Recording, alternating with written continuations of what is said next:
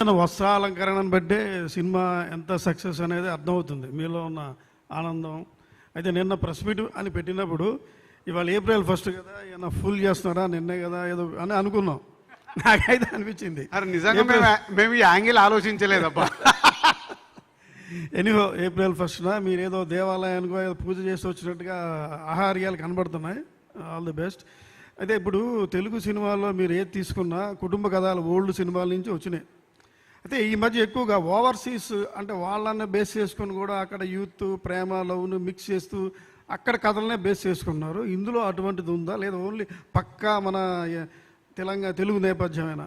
పక్కా తెలుగు నేపథ్యం. బట్ చెప్పాను కదా, అమ్మాయి అబ్బాయి మధ్యలో 70% సినిమా ఉంటుంది. ఆ జర్నీలో మారుతూ ఉంటాయి లొకేషన్స్ మారినప్పుడు మనకు విజువల్ బ్యూటీ కూడా కావాలి కదా, విజువల్ బ్యూటీ కూడా ఉంటుంది ఈ సినిమాలో. లేకుంటే అప్పుడు ఏమవుతుంది, మళ్ళీ ఇందాక నేను చెప్పినట్టు ఒక ఇంట్లోనే తీసామనుకో టీవీ సీరియల్ లాగుందిరా అంటారు. అవన్నీ ఈ కథ ఎలా డిమాండ్ చేస్తుంటే అలా మారుతూ విజువల్ బ్యూటీతో కంటిన్యూ అవుతుంది. విజయ్ గారు నమస్తే. First of all advance congratulations. కనిపిస్తుంది ఫిఫ్త్ రోజు చెప్పండి. ఇప్పుడు ఆల్ ది బెస్ట్ చెప్పండి మూర్తి గారు. 5వ తారీఖు మీరు సినిమా చూసిన తర్వాత కంగ్రాచులేషన్స్ అని మీరు మీ ట్విట్టర్లో పెట్టండి. రెండు అదే కదా, మరి అదే కదా, ఇప్పుడే పెట్టిమన్నా పెడతా. మీకు నచ్చుతుందండి, అందుకు చెప్తున్నాను. యువర్ ఫ్యామిలీ మ్యాన్, నాకు తెలుసు కదా, అందుకే అంత కాన్ఫిడెన్స్గా చెప్తాను. మీరే నెగిటివ్ ఆలోచిస్తున్నారు, వైబ్ కనిపిస్తుందని చెప్తున్నా. సార్, గీత గోవిందం తర్వాత కాంబినేషను, పైగా గీత గోవిందం తర్వాత మీరు చేస్తున్న ఫ్యామిలీ డ్రామా. సో ఈ మధ్యలో మీరు డిఫరెంట్ జానర్స్ ట్రై చేశారు. అంటే ఈ కథ ఆటోమేటిక్గా మీ దగ్గరికి వచ్చిందని ఇది చేస్తున్నారు, లేకపోతే ఈ జానర్ చెయ్యాలని చేస్తున్నారా? లేదు, ఎప్పుడు ఓ జానర్ చేయాలి అన్నట్టు ఏం అనుకోను. వచ్చే కథలు వింటూ ఉంటా నచ్చిన డైరెక్టర్ల దగ్గర. వాటిలో కొంచెం ముందు చేసిన దానికంటే కొంచెం ఇప్పుడు నేను ఒక 2-3 సినిమాలు ఒప్పుకొని ఉంటా. దాంట్లో ఏదైనా కొత్తగా ఉందా, డిఫరెంట్ ఉందా అని చూసుకొని చేయడమే. బుజ్జి గారు నాకు ఈ కథ చెప్పంగానే నాకు ఇమీడియట్లీ ఐడియా చాలా నచ్చింది. ఇది యాక్చువల్లీ ఆల్మోస్ట్ మేము షూటింగ్ స్టార్ట్ చేసి 9 months బ్యాక్ స్టార్ట్ చేసాము. సో ఇదే 1 year జర్నీ. దాని ముందు 1 year బ్యాక్ చెప్పారు ఐడియా చెప్పి ఐడియా చాలా నచ్చింది. కాకపోతే నేను ఐడియాల మీద స్క్రిప్ట్లు ఓకే చేసే పొజిషన్లో లేను, నాకు పూర్తి స్క్రిప్ట్ కావాలి, ఫుల్ నరేషన్ ఇవ్వండి అని చెప్పాను. ఆ తర్వాత రాజుగారు నాతో చేద్దాం అనుకున్నారు. రాజుగారు కోవిడ్ టైంలో ఉన్నప్పుడు నాకు కొంచెం డబ్బులు టైట్ ఉంటే అడ్వాన్స్ ఇచ్చిండ్రు. చాలా స్క్రిప్ట్లు ఇదొకటి నేను మామూలుగా హీరోలకు అడ్వాన్స్ ఇవ్వను, ఇదేంటో లేక విజయ్ అడిగాడు అప్పుడు. ఆయన ఏడు నాకు టైట్ ఉండే అని రాజుగారు స్క్రిప్ట్లు బాగానే పంపిస్తున్నారు, కొన్ని డబ్బులు పంపించండి ముందు, టైట్ ఉంది అసలు షూటింగ్లు లేవంటే పంపించిండ్రు.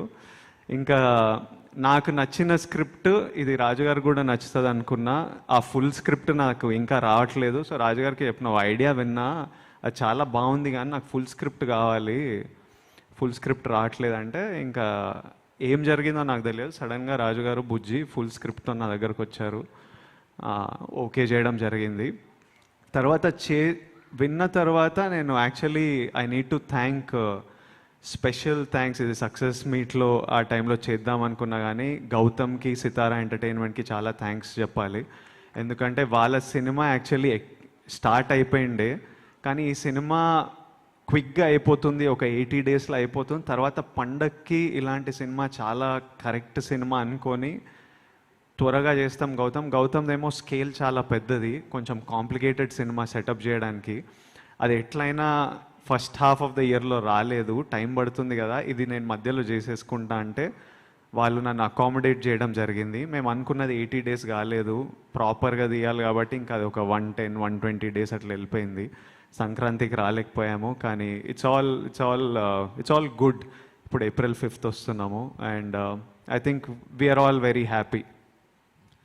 దిల్రాజు గారు, కంగ్రాచులేషన్స్ ఫస్ట్ ఆఫ్ ఆల్.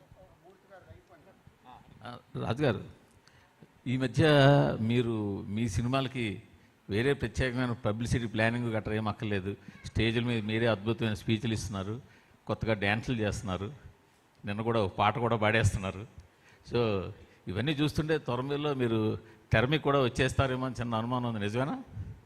తెర మీదకి రావాలని నాకు ఎప్పుడూ లేదండి. అంటే ఇంతకుముందు కూడా 3 days బ్యాక్ కూడా ఎవరో ఫోన్ చేసి సార్ యాక్టింగ్ వద్దమ్మా, ఇక్కడ నిజ జీవితంలో యాక్టింగ్ చేయడంతోనే చచ్చిపోతున్నాం, ఇంకా స్క్రీన్ మీద ఏం చేస్తాం.